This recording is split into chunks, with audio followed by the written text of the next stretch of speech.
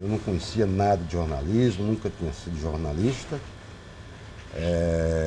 Sou advogado, sou economista, mas nunca exerci o jornalismo e o jornal foi feito na marra. Canindé chegou aqui para estudar, vindo de Pau dos Ferros. Depois ele terminou a economia em Natal. Aí depois ele trabalhava no grupo S.A. Mercantil Tertuliano Fernandes e foi deslocado para cá. Então ele exerceu as funções de diretor do grupo S.A. Mercantil Tertuliano Fernandes em Mossoró, e foi o tempo que também, quando ele chegou, tinha a recém-criada Faculdade de Ciências Econômicas de Mossoró. Ele ingressou no quadro de professor da universidade, onde foi também seu diretor e chegou inclusive à presidência. Foi um trabalho de muita visão, porque já existia criado o campus de Açu, só que ele não funcionava. E existia o começo da construção do campus central, que também não tinha movimentação. Os prédios estavam lá, mas não havia uma rejeição por conta da distância do pessoal se mudar para lá. Então ele enfrentou e colocou para funcionar lá no campus central. De princípio, todo mundo achava que era uma loucura de Canindé, mas ele mostrou na prática a sua visão de futuro, como estava correta. A maioria daqueles prédios que hoje compõem o campus da UERN em Mossoró, a maioria daqueles prédios foi construída a duríssimas penas por Canindé. Desenvolveu essa atividade com muito brilhantismo, com muito denodo, com muita vontade em servir a cidade e a própria universidade. Quando ele saiu da fundação, eu como funcionária da universidade, eu poderia continuar. Só que eu fui solidária a ele e saí com ele. Então a gente pensou o que é que poderia ser feito, né? Foi quando ele teve a ideia de colocar um escritório de planejamento para elaborar projetos para as prefeituras. Levou esse escritório durante muito tempo e desse escritório foi que surgiu a ideia do jornal, da parte de assessoria econômica que ele dava, contábil, jurídica, através da Astecam, e dentro da Astecam nasceu a ideia do jornal Gazeta do Oeste. E a Gazeta surgiu exatamente na necessidade que eu tinha naquela época de ter uma ocupação. Esse foi o motivo real, não existe outro, senão essa preocupação que eu tinha de procurar uma maneira de subsistência, uma maneira de fazer a vida, que nasceu a Gazeta do Oeste. Bom, ele tentou se cercar de quem já era do ramo de comunicação, né? Então ele chamou, o primeiro foi Américo Costa, né? Que o auxiliou, e ele pegou realmente todo o pessoal que era leigo, né? Eu vi a primeira edição, uma máquina velha que eles compraram em Campina Grande, um linotipo, né? Linotipo. Deve estar ainda por lá guardada. O primeiro jornal saindo de madrugada, rodado, com mil dificuldades. Aí começou a história da Gazeta.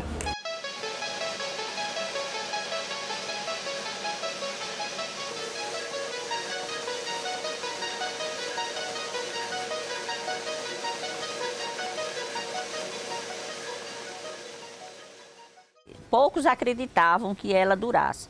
Até pelo histórico de Canindé, que o povo dizia que ele fechava toda a empresa, né?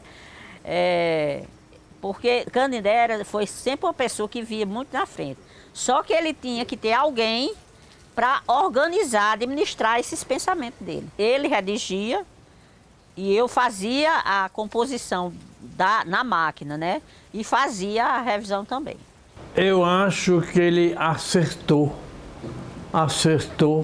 a vocação dele à jornalística. É tanto que acertou que criou, de uma certa maneira, uma determinada escola de pensamento no jornalismo. Isso ninguém pode negar. Muitos ainda duvidam que sou fã de carteirinha, devoto e empedernido do uísque gringo. Alguns me perguntam como enxergo.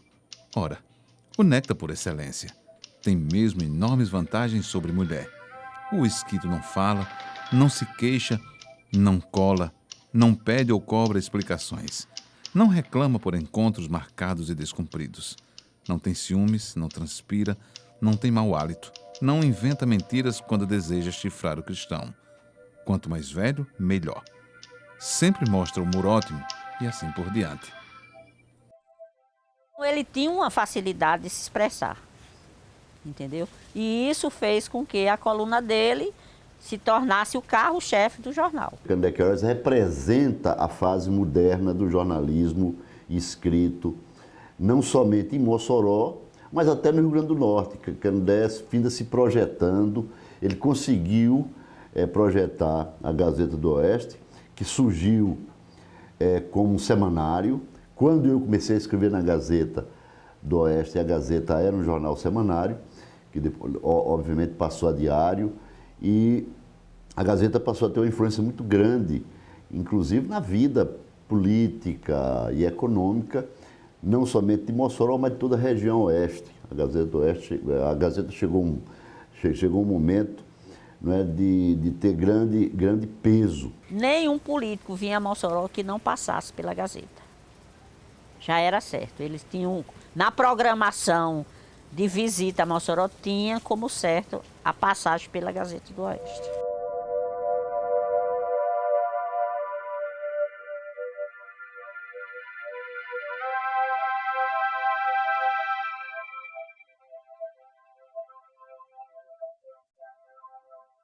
A campanha em que ele foi eleito vice-prefeito, ele foi inclusive a sensação da campanha.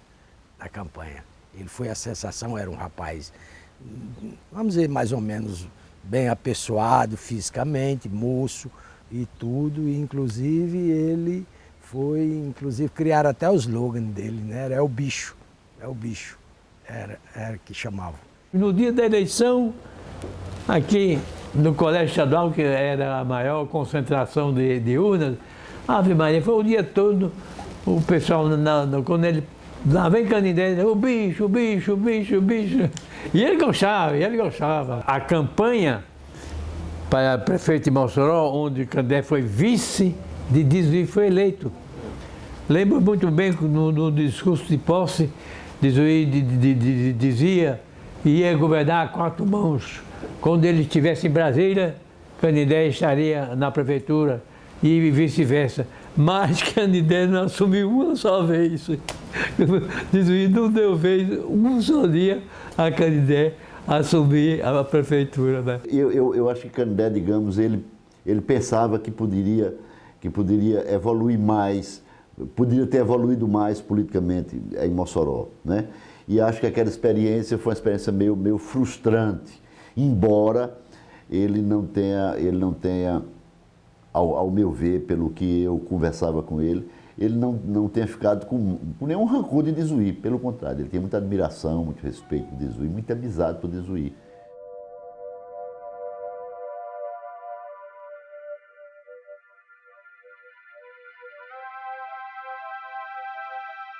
Um homem dinâmico, mas polêmico, muito bom ser polêmico, porque um jornalista não pode ficar dizendo amém a todo mundo. Tem determinados pontos que a opinião do jornalista prevalece, ele não vai vender a sua opinião, ele segura a sua opinião. Na maneira como ele fazia o jornalismo, obviamente que ele agradava a algumas pessoas, mas desagradava a outras, e ele manteve a sua linha, muitas vezes trazendo enormes preocupações para seus amigos mais próximos e familiares. Nos 25 anos do jornal, ele já estava demonstrando, assim, agressividade, entendeu? Porque ele se tornou agressivo, era de levar, se cercou logo de seguranças, né?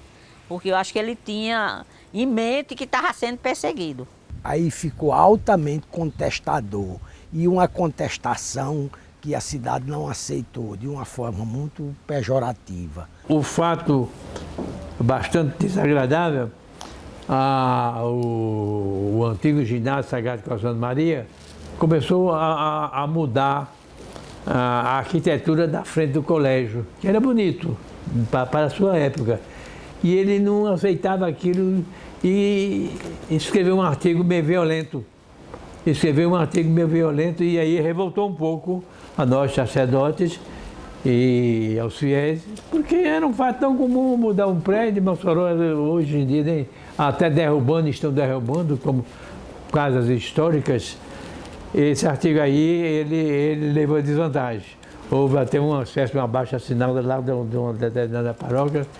Graças a Deus, ele não respondeu a abaixo-assinada. Ele não respondeu. Silenciou e não falou mais na questão. Com um personagem do universo religioso em Mossoró, não mais as freiras, ele citava sinônimo de pênis 12 vezes. Eu disse, poxa, tá difícil. Eu não tenho força para Canindé. Inclusive ele anda com inseguranças aí. Tem que chamar alguém. Chamaram o Paulo Linhares, Padre Sátiro, chamaram o professor Anchieta Alves, chamaram o Olímpio Rodrigues, que sempre teve uma relação de amizade e de gratidão, e sempre foi muito respeitado por Canindé. Maria Emília, ele esculhambou e escorraçou todo mundo. O último a ser escorraçado foi Padre Sátiro. Foi o último, acho que foi o último a ir embora. Eu disse, Nilton, eu vou embora, já botei meus picuás no carro e vou embora. Fui embora, fui para casa. Cheguei em casa, bateu um incômodo, eu não conseguia dormir, eu não conseguia, eu estava asfixiado e Nilton ligou, Carlos, vai ser mesmo desse jeito, já está tudo encaminhado. Eu disse, peraí, eu vou lá. Aí fui, voltei para a Gazeta. Quando voltei para a Gazeta, e aí a memória me falha, não sei se voltei acompanhado de Nilton, acredito que sim. E fui direto para o Fotolito. Hoje vocês talvez nem conheçam mais isso, né? Um espaço de fotomecânica, né? Que as páginas eram fotografadas para depois irem ao processo industrial, ao processo de finalização industrial na impressão. Cheguei lá, a página já estava no negativo, a coluna. Encontrei com Abel, né? Eu disse, Abel, cadê a coluna de Canindé? Isso é uma sala cinematográfica, aquele ambiente escuro, né? Abel, cadê a página? Está aqui. Faz o seguinte, tire a coluna de Canindé. Eu não tiro não, você não é dono do jornal, mas sou o diretor de redação. Quem manda na edição sou eu. Ele manda na empresa. O responsável da edição sou eu. Não, tiro não. Quem manda aqui é doutor Canindé, manda em tudo. Eu disse, em mim ele não manda não. Tiro. Aí ficou a discussão. Então me dê a tesoura. Tá aí, quer cortar? E eu vou botar o quê? A gente arranja um jeito. Eu cortei, botei no envelope e saí. Passei na minha sala, juntei o que eu tinha, amontoei dentro do carro, que coube, e fui embora. E a Bel, eu boto o quê? Eu boto qualquer coisa. Se eu não me engano, repetiram a coluna. Eu fui embora. De manhã cedo, consegui dormir, de manhã cedo o telefone do próprio Nilton. Caçapa, diga, tudo limpo, barra limpa aqui, pode voltar. Ele está se fazendo que não aconteceu nada. Foi uma época que eu escrevia com uma veemência, talvez contradicessiva por alguém, por alguns. Mas era meu pensamento e eu externava sem muita preocupação com o que pensassem. Realmente foi um período em que a minha Olivetti funcionou de maneira... Eu escrevia com dedos pesados, mas não me arrependo em absoluto do que pude fazer à época.